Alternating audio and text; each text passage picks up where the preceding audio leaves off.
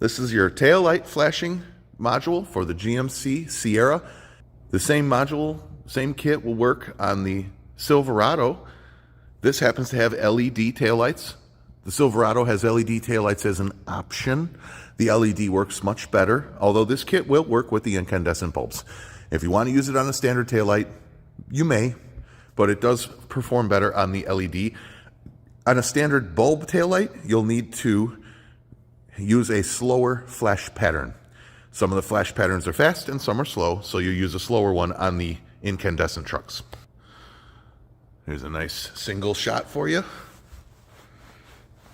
And also, as you can see, there is a small LED along the side of the tail light that also flashes with this kit. You also have 29 flash patterns to work with on this kit, so you can go ahead and choose any one of the different flash patterns. They have alternating flash patterns as well as some simultaneous. So if you wanted to flash both of these red lights together at the same time, you don't have to alternate them. We have flash patterns both ways in the flash pattern list of the Auto Flasher kit.